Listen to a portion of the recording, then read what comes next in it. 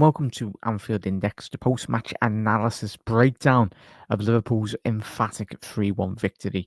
We got there in the end in the second half, but today's video will be breaking down the key elements of what Liverpool really improved in terms of the second half and just overall Liverpool's sense as Liverpool go 16 points clear at the top of the Premier League. But we'll get straight into it, Reds. After Liverpool's nervy midweek game against Paris Saint-Germain in the Champions League, the return to the Premier League look as they look to extend on their 13-point lead to 16. Before Arsenal take on Manchester United on Sunday, with 10 more games left before the Southampton game, nothing is set in stone with regards to Liverpool winning the league title for the 20th time. With that in mind, Liverpool has to treat this game, as Sloss calls it, 3 finals in this week. Southampton on Saturday, PSG during midweek, and Newcastle United in the Carabao Cup final at Wembley at the following week. Ivan Juric took over as the manager of Southampton after Russell Martin was sacked, and his time at the club wasn't the start he would have hoped for, with 9 games lost in the 10 Premier League games. I'll get straight into the starting 11 for Liverpool. Liverpool lines up with 3 changes compared to the Paris Saint-Germain game midweek. Slot decided to rest Alexis McAllister, Andy Robinson, and Diogo Jota, and they were replaced by Curtis Jones, Kostas Tsimikas, and Darwin Núñez leading the line for Liverpool. Juric also made a few changes as players returned from injury, and Leslie is available to play again after being frozen out this game against Chelsea. Liverpool in possession. The first scenario that we're going to have a little look at the analysis is this one, really. Trent, as you can see, pushes up and Salah makes the run inside, which very much drags his marker to create the space for him. After making the pass to Trent, Gravenberch continues to run out wide through the channel. A close combination of Salah, Dominic Szoboszlai, 3 Southampton players, which gives Gravenberch the space to go out wide. Salah lays it off to Szoboszlai, who then finds Ryan Gravenberch. Salah steps off his marker to position himself in a passing lane, and cut back from Gravenberch finds him. However, a poor touch allows the Southampton defender to step in, and very much a snapshot from Curtis Jones, who drags it just ever so wide. It was a great little bit of movement, really, from Liverpool in the early stages of that game. And then we're going to obviously a second scenario in the first half. Really was very interesting, as you can see there. Ryan Gravenberch circled. In this instance, with Ryan Gravenberch positioning himself in a clear passing lane to receive from Kostas Tsimikas, this highlights the key role of the potential Liverpool future left back that they could sign in the summer. The ability to use both feet inverted into the midfield, bursting up the pitch and making the underlapping runs. Curtis makes a move out wide, dragging his marker, which also then allows Ryan Gravenberch to very much exploit the space and run into. This is very much where you will see potentially Liverpool in the summer window, even in the Jurgen Klopp era with Robbo and Trent. There was such an emphasis really on Liverpool's wide players, but it's, as you can see, just on that little transition itself, it's really positive to see in terms of the Arne Slot football. Really, 6 months in, but you've got to think about it in say 2-3 years' time. Hopefully, Liverpool continue to be successful. How important those fullbacks will be, because Andy is not getting any younger, and whatever the future does hold for Trent, it's vital Liverpool delve into the summer window and bring in adequate quality, really, and improving on what we've got. Another situation did arrive in the first half, and it's come on the 8th minute, really. Another instances where, obviously, as you can see there, Ryan Gravenberch pushed up further on the right to very much combine with Trent, with Szoboszlai and Salah creating an acute passing lane to keep possession of the ball and very much attack the space, created this due to obviously the great rotation between Liverpool's players. Again, as you can see, Gravenberch again making the run into the space, and this is very much what Ryan Gravenberch very much excels at doing, really breaking the lines, getting into the space, and yeah, he's only been there with 6 months under Arne Slot, and I think, as we said, it's just going to get even better, which is only going to bode well for Liverpool in terms of us winning trophies in the future as well, and this season.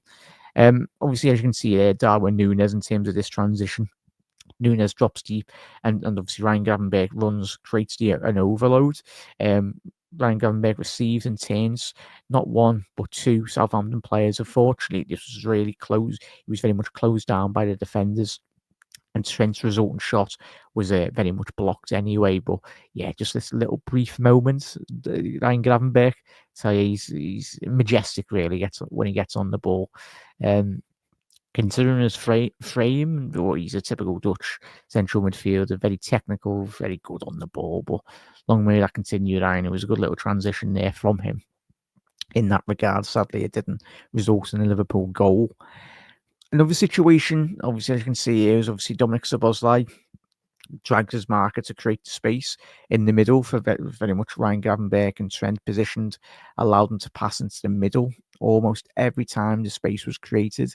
Was obviously the space on the ball and time on the ball. Ryan Gravenberch found Nunes, who took a good touch and a shot right at Ramsdale anyway. But it was good to see that quick nature. But certainly, as you can see already, in terms of the busyness from Dominic Szoboszlai and certainly Ryan Gravenberch, I think we've seen that not just in today's game, but over the last couple of weeks as well. We're seeing a bit more proactivity in terms of Liverpool's midfielders getting in a bit more in terms of just getting goals as well, and starting to create a lot more goals than we did in the beginning of the season as well, which is very promising indeed. And obviously, speak about Liverpool's first goal, in which we did score after a poor showing from Diaz in the first half. It wasn't just Luis Diaz, but very much it was a case that you wanted a bit more from Lucho Diaz, as we all did. Seemed to realise that you can take his man on in a 1v1, the Colombian. And then the first time he did, Liverpool equalised. What a surprise. Receiving the ball from Andy Robinson, and who drives then a Kyle Walker-Peters. After a good run by the byline, he made a good low cross into the penalty area that very much Darwin Núñez did gobble up. With a good instinct at the ball, attacking the penalty box, a run made to the front post and guided the ball into the net for Liverpool to equalise. But yeah, it's just exceptional movements by Darwin Núñez. I think we can all very much agree with that. That's what we've been crying out for Darwin Núñez for the best part of the last couple of years, really. But he is capable. I think the main thing for every Liverpool fan when we analyse, especially in this game as well, you see him do really well. It might look as us being fans, but in terms of an elite level finish, it's extremely good. His movements across the centre halves, as we just mentioned there, it's very good. We've seen Darwin Núñez miss from that situation before, haven't we? So it's just good to see him hopefully grow into a bit more confidence in the next couple of weeks, come at the end of the season, because an informed Núñez helps Liverpool, as we all know.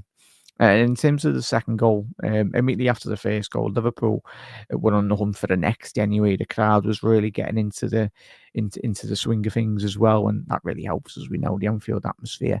But obviously beating Elliott had a big impact. Obviously the substitutions at half-time. I think obviously Andy Robbo coming on, Elliott, and very much Diogo Jota as well, just breathed a bit more confidence, a bit more belief, a bit more energy, most importantly, into this Liverpool team, and that's what was needed. Obviously, Elliott beats his man, found Salah in the half space.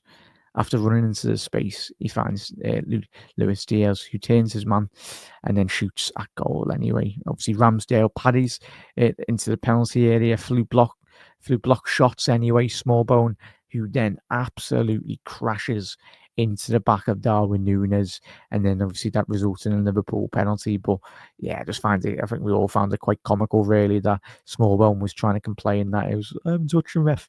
Mate, you're absolutely done him. Mr. Inevitable scores from the penalty spot.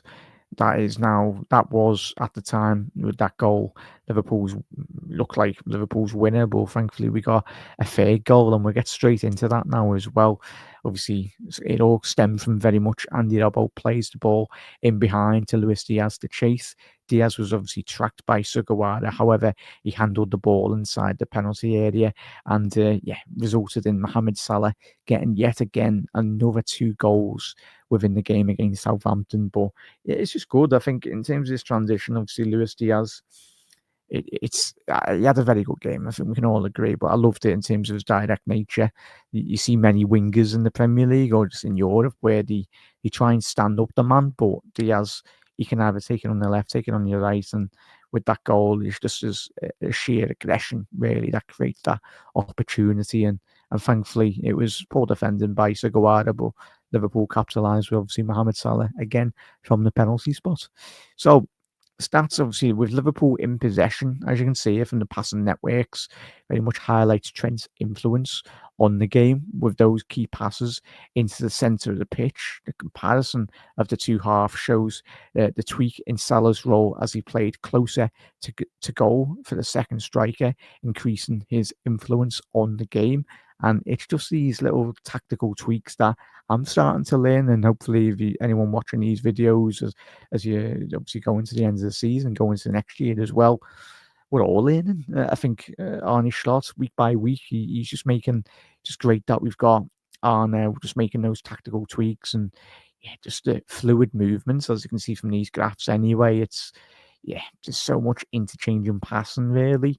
I think obviously you've got Ibu Kanate and Van Dijk. Obviously, the more thicker red lines indicate the more obviously percentage of the communicating factors in terms of the passing lanes and passing graphs. Anyway, but you just quickly look at Liverpool out of possession as well. In the start of the game, Liverpool did extremely well to counter press Southampton to win possession. However, as very much the game did progress with Ryan's position higher up the pitch, Southampton were very much able to enjoy some good transition moments. However, Kanata was able to sweep up and cover any dangers. Looking at obviously scenario 1, as well in regards to Liverpool out of possession. As you can see here, Gravenberch is positioned higher up as Liverpool lose possession. Liverpool are very much exposed in the centre of the pitch, and this obviously we'll just speak about obviously where we did not just Southampton, obviously speak about the game, but certainly where we go in terms of the back end of the season, certainly progress into next year, really, where there's areas of improvements, because it won't be going into next season. I think, as we know, Forest done really well. Southampton for 45 minutes done well in terms of just soaking up pressure, trying to get in behind Liverpool as well. So, Gravenberch is positioned higher up the pitch as Liverpool lose possession. Liverpool exposed in the centre of the pitch with no protection as well. Then going on to obviously scenario 2, situation 2, Southampton created an overload in the midfield, which then stretched Liverpool's first line of defence to progress further up the pitch. This led to one of Southampton's best chances in the first half as Liverpool defended deep. And they conceded a lot of space, which has been very much a theme recently, but allowing the Southampton players to play a chip pass in behind. Fortunately, the ball was slightly behind the players that it very much did reach. But it's just that ability now that, yes, we do concede a lot of possession, but it's controlled possession from the opposition. We're in the areas of the pitch, similar to PSG, similar today as well. Obviously, the goal in which we conceded was disappointing, but I think in terms of when you analyse this season that and the development of this squad off the back of tonight's game as well, it's very promising to say the least. We don't have to go full throttle every single week, so we're just learning. A similar situation in the second half as Manning pushes into the space in behind Salah to receive, obviously from the centre halves as well. So, I think Manning really had a good game. I think apart from obviously Salah getting the 2 penalties, but I think in terms of going up against him, I don't think he was embarrassed really on many opportunities. So he's a good little player that for Southampton, Manning. But in terms of obviously looking at scenario 3, in terms of Liverpool, obviously in this scenario when Southampton wins possession, as you can see, Diblin gets past Diaz. We have so much space to run off Liverpool's defence. This time Gravenberch does extremely well to shrug Diblin off the ball as well. So, it's just little scenarios like this. I'm hoping these are all picking up on this, Reds, as you will progress in terms of the back end of the season and going to next year. It's really good. I'm learning so much as well from a week-to-week basis in terms of analysing these games as well and the great insights. It's really promising to see Reds, and obviously the final obviously scenario for tonight really, as you have a little look in terms of Liverpool out of possession. A poor first half, especially after obviously Arne Slot's comments pre-game and how the players should be treating the game as a cup final disaster, struck as obviously, as we mentioned before, obviously a disappointing and a miscommunicating factor. But it's one of them really, Reds. I think we've all, whatever your generation you grew up watching Liverpool in the 50s, 60s, 70s, 80s, the 2000s, and or now really, it's as we know with professional athletes and all that, no, it's extremely difficult. The most important thing and one of the most difficult things as an elite level athlete, or certainly as a player for Liverpool, is that for me is what defines the best players in the world, is having that consistent level of output and consistent level of performance that really goes to improve this Liverpool side as well. So yeah, in terms of the poor first half, as we mentioned there, so it was disappointing, a big miscommunicating factor anyway. But yeah, it was one of them. It happens really, but thankfully Liverpool come into the game in the second half, and it could have been very different, but the Liverpool players didn't allow that to happen in the second half. We got control of the game and make the substitutions. The lads that come on done really well, and the lads that were on the pitch in the first opening 45 minutes, they very much rectified their poor performance in the opening 45 and got the lads and got us 3 very valuable points for Liverpool as well. So in terms of obviously the general conclusion of tonight's episode, Reds, as well, in terms of the game, after a poor first half performance, a flurry of chances after half time with obviously Andy Robbo, Alexis McAllister, Elliott, obviously replacing Costa Simicas, Curtis, and Dominic Szoboszlai, respectively. They injected a lot more energy into Liverpool's midfield as they had Southampton pinned in their half for almost the entirety of the second half.